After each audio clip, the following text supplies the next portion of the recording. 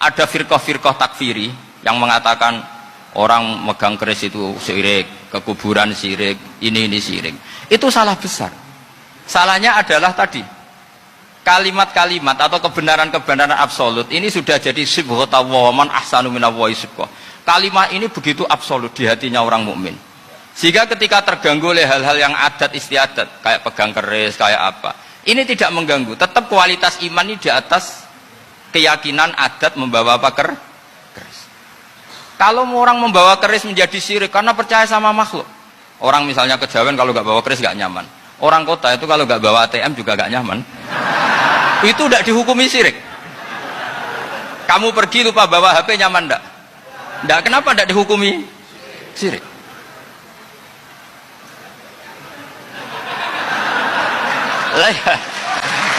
Jadi ini logika-logika. Jadi makanya ini Gus Reza boleh ngeritik saya. Saya tuh berkali-kali bilang saya termasuk ulama yang mau bikin gerakan cangkem elek. Karena nanti kalau saya nisbatkan ke Rasulullah itu tidak pantas, karena Nabi ahsanan nasi khalqau wa khuluqa. Tapi saya siap jadi bempernya Rasulullah Shallallahu Alaihi Wasallam. Pernah ada diskusi di Jakarta, ini kisah nyata. Apa dalilnya setelah sholat salaman? Mana hadisnya? Itu dijawab hadisnya tentu kita kesulitan. Kalaupun ada hadisnya dhaif semua yang masalah musafahan. Akhirnya mau tidak mau dijawab pakai cangkem elek. Boleh nggak kamu setelah salam nyalain HP yang off? Boleh. Boleh nggak ke kamar mandi? Boleh. Oh berarti kencing boleh, nyalain HP boleh, yang nggak boleh itu ingat Allah. Karena mereka mengkritik wiridan, ngeritik salah salam. Akhirnya mikir deh, ada nggak hadisnya orang setelah sholat nyalain HP? Nggak ada kan? Tapi mereka nyalain HP nggak hambatan, tapi untuk salaman masalah kan? Ke kamar mandi boleh, tapi untuk wiridan nggak boleh. Akhirnya mereka sadar, oh iya. Lama-lama dibisi gini yang kelompok itu, kamu itu korban aliran supaya kamu gak ingat Allah, ingatnya HP-nya. Sehingga orang wiridan kamu kritik, orang nyalain HP tidak kamu kritik. Itu kelompok itu adalah kelompok orang-orang yang supaya orang Islam itu lupa Tuhannya. Itu gerakan cangkem elek, tapi jadikan orang sadar. Jadi ini penting. Jadi kalau kamu tidak bisa bela agama dengan jalan yang lurus karena tidak bakat gitu, nggak apa-apa pakai cangkem elek tadi, karena nggak mungkin gerakan ini dinisbatkan kepada Rasulullah Shallallahu Alaihi Wasallam. Kalau soal sanad, saya punya sekian sanad tentang itu, tapi tidak usah kamu ikuti. Ada orang tanya, ya Pak Kiai, kalau setan dibakar di neraka panasan enggak? Ya panasan. Lo kan setan dari api, ngapain harus panasan? Kan materinya sama. Terus Kak Kiai tadi gak kesulitan, dia ngambil pasir, disawur di wajahnya. Wah sakit Kiai, kamu kan dari tanah, kena tanah kok. Jadi itu ada sekian, artinya gini ya, kalau kesulitan jawab pakai baik-baik ya sudah pakai cangkem elek itu aja kan. Tapi tentu kan gerakan ini tidak mungkin dinisbatkan kepada para nabi. Tapi saya pastikan meskipun nggak bisa dinisbatkan kepada para nabi dari segi cangkem elek tadi, tapi secara semangat itu sama. Saya punya sekian contoh. Benar Gus Rizal tadi gejot saya sengawur-ngawurnya itu masih punya sanad. Itu pas saya ngawur pun masih punya apa? Sanad. Nabi Ibrahim itu ketika faja'alahum juzatan illa kabirallahum itu, si berhala paling besar dikasih kapak. Ketika mereka geger, ini siapa yang berhala kecil? Kata mereka, sami'na fatay yadhkuruhum yuqalu lahu Ibrahim. Ya kira-kira Ibrahim lagi. Terus setelah Ibrahim didatangkan, siapa yang melakukan ini semua? Ini jawaban Nabi Ibrahim, bal fa'alahu kabiruhum hadza. Ya tanya yang bawa pedal, saya kan tidak bawa kan. Terus kata orang-orang, otak kamu itu di mana? Masa berhala disuruh nanya, kan nggak bisa ngomong. Ibrahim kembalikan, uffil lakum wa lima ta'buduna min dunillah. Lalu otak kamu di mana? Sudah tahu udah bisa ngomong kok disembah gitu. Itu ada kata uffin loh. Uffin itu kalau diterjemah kira-kira ya agak-agak jancuk gitu. Kira-kira ya kira-kira seperti itu. Jadi sekarang dalilnya jancuk apa Gus? Pakai jancuk biasa misalnya saya kira gimana? Jancuk itu dari daksu, dak tinggalkanlah suan perkara sing elek. Krono ilate wong Surabaya kakean rawon, akhirnya ngomongnya jancuk.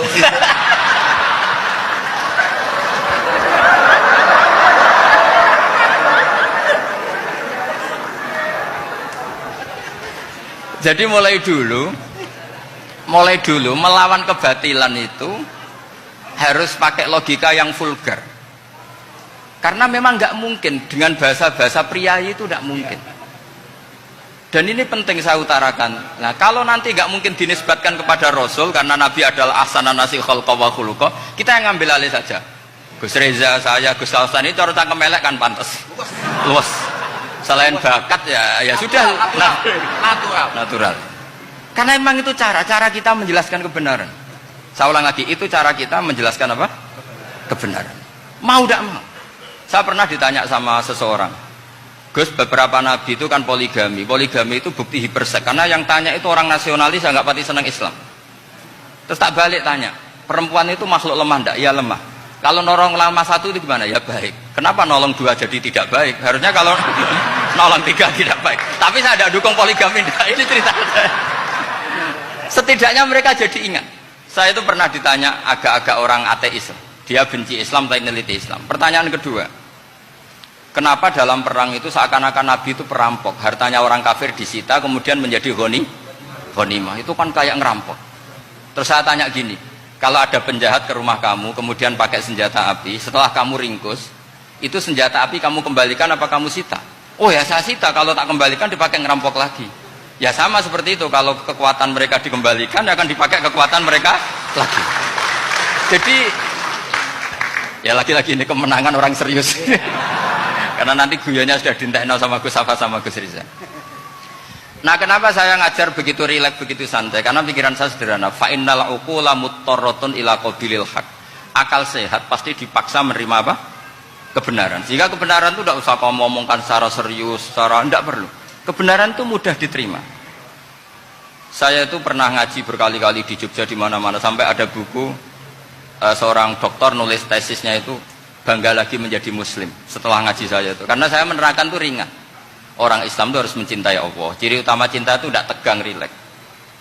Saya bilang begini, kalau kamu pernah 1 tahun digratisi orang rumah, makanan, kamu kira-kira itu mudah nggak mencintai orang yang berjasa sama kamu minjemin rumah dan kasih makan gratis?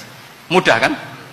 Apalagi kita ini mudah mencintai orang yang minjemin mobil 1 tahun, ngasih rumah 1 tahun, apalagi selamanya. Kenapa kita tidak mudah mencintai Allah yang memberi kita bumi, air, oksigen, semuanya kita dikasih Allah? Akhirnya mereka mikir, wong mencintai seseorang yang ngasih dalam durasi 1 tahun saja mudah, apalagi mencintai Allah yang ngasih kita tanpa batas. Itu disebut walladzina amanu asaddu hubbal lillah. Orang mukmin itu mudah sekali mencintai Allah. Caranya dilatih tadi. Kita mudah mencintai orang yang berjasa sama kita. Kenapa tidak mudah mencintai Allah yang tentu jasanya lebih besar? Nah, karena akhir-akhir ini banyak orang yang terlalu nazir, terlalu apa? Kata Nabi kan basyiru walatu nafiru yasiru walatu asiru. Sehingga saya bikin gerakan. Pokoknya semua orang mukmin pasti masuk surga. Nanti soal ada kesalahan-kesalahan kecil yang menjadikan orang su'ul khotimah itu sifatnya kehati-hatian. Jangan menjadi hukum. Hati-hati itu tidak menjadi hukum. Kalau kamu nyupir hati-hati itu bukan berarti pasti kecelakaan. Enggak. Hati-hati itu ya hati-hati saja, tidak menjadi hukum. Ini penting saya utarakan karena kubu sebelah kampanyenya sudah tadi, setiap mati mesti tenang bersama Bapak di surga. Sementara kita mau kampanye, kamu sholat tidak mesti diterima, haji tidak mesti diterima, jadi kiai tidak mesti masuk surga. Coba kalau kita kampanye gitu terus, yang mau jadi muslim itu siapa? Jadi ini sudah tak perhitungkan matang-matang, saya milih macam seperti itu. Ya ini saya pikir sudah, ini pembandingnya supaya punya waktu. Saya suka sekali. Nah ini yang sesi terakhir ya, sesi terakhir. Saya akan cerita fikih karena Nyun sewu Gus, ada iklan sebentar dari ibu-ibu, pentolan mic kurang dekat ke mulutnya Gus Baha. Sehingga suaranya tidak terdengar sampai ke belakang. Oh, gitu, pentolannya ya? Didekatkan Gus. Oh, gitu. Ini kalau ngomong konotasinya itu mesti nyerempet. Sudah apa ya? Sudah ahlinya di situ. Ya malah ada gitu.